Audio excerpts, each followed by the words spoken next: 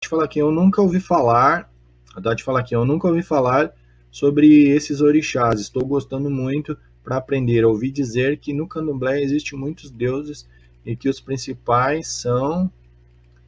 Eu não consegui ver a continuação, Tati, deixa eu ver. São 12. Na verdade, são 17. Aí depende do lado de nação, tá ali. 17. 17 orixás. Ah, na verdade, se tu pega alguns candomblés, até 21 orixás, tá? E tem uma infinidade, né, que veio com a diáspora para cá, mas acabou se perdendo porque muitos desses orixás, é como a gente falou no outro curso, na outra aula, que ah, alguns orixás eram de culto individual, de culto familiar, e assim, ao chegar no Brasil, né, essa família, esse clã foi se desfazendo e quando o último do clã morre, acaba o culto a esse orixá. Então, acabou se perdendo muita coisa de todos, da quantidade de orixás que vieram de África na diáspora, por conta de que se perdeu a tradição, se perdeu o culto, porque não houve sequência na linhagem dessas pessoas e aí se perdeu muito, tá? Fora que aqui muita coisa teve que ser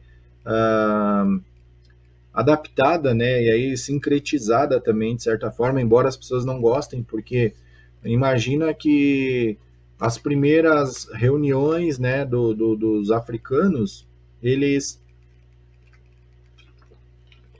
eles tinham culturas diferentes, porque nunca vinha, por exemplo, um grupo fechado numa senzala ou dentro de um navio, nunca vinha da mesma nação, do mesmo clã, da mesma origem, justamente para que não houvesse comunicação e não houvesse possibilidade de rebelião.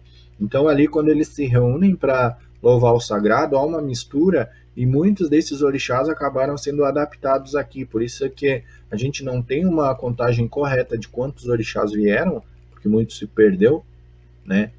Quando uma linhagem acaba, esse orixá acaba também o seu culto.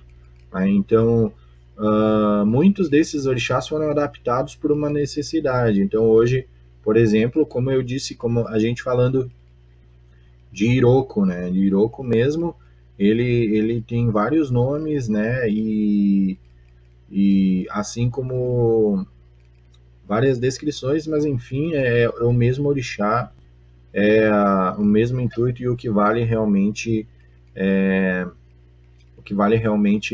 a fé dessas pessoas. Mas veio uma infinidade de orixás, não foram 14 apenas não, tá?